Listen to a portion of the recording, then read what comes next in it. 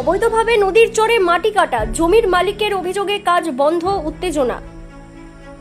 পূর্ব বর্ধমান জেলার মেমারি 2 ব্লকের সাতগেছিয়া 1 নম্বর গ্রাম পঞ্চায়েতের অন্তর্গত খোরদ গ্রামে অবৈধভাবে বাঁকা নদীর চর থেকে মাটি কাটার অভিযোগকে কেন্দ্র করে ব্যাপক চাঞ্চল্যের সৃষ্টি হয়েছে। অভিযোগ, একটি পাইলিং প্রকল্পের কাজে ব্যবহারের জন্য স্থানীয় এক ঠিকাদার গত দুদিন ধরে নদীর ধারের জমি থেকে মাটি কাটছিলেন, তবে জমির মালিককে না জানিয়ে এই কাজ করা হচ্ছিল বলে অভিযোগ উঠেছে।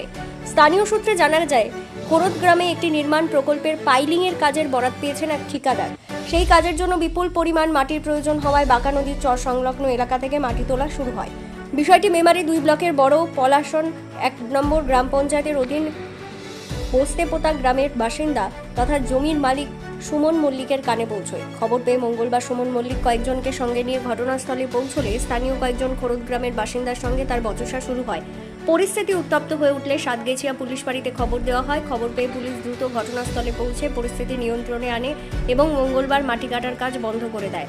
পুলিশের হস্তক্ষেপে বড় ধরনের অপ্রীতিকর ঘটনা এড়ানো সম্ভব হয়। জমির মালিক সুমন মল্লিক সংবাদ মাধ্যমের মুখোমুখি হয়ে ক্ষোভ প্রকাশ করে বলেন, আমার বাড়ি হচ্ছে পোস্তেপোতা, মেমারি থানার আন্ডারে।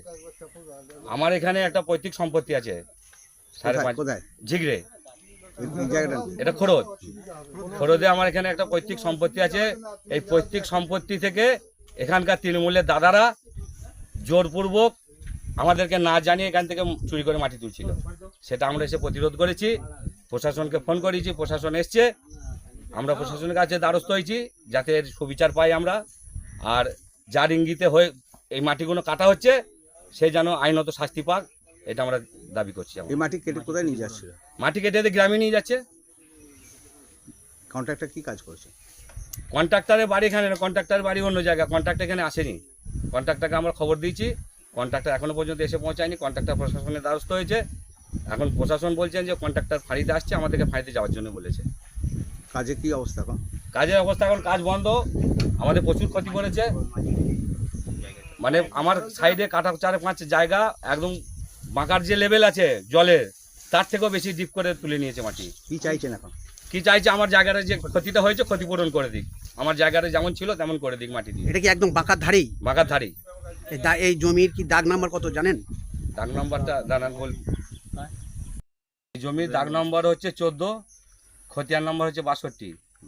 আহিরা মৌজার জমি। জমির সমস্ত নথি পেপারপত্র আমার নিজস্ব আছে। এখন আমাদের প্রশাসনের কাছে আমাদের একটাই আবেদন যে আমার যে জায়গাটা যেভাবে ক্ষতি করেছে সেই ক্ষতিটা আমার যাতে পূরণ করে দেয়, সেই জন্য আমরা প্রশাসনের কাছে। আপনার কি অনুমতি নিয়ে মাটি কেটেছিল? না না না না, চুরি করে মাটি নিয়েছে। আমরা তো লোকের মুখে শুনে আজকে এসেছি। আজকে আমরা এখানে এসে বাধা দিয়েছি, কিন্তু বিগত 2 দিন কেটেছে।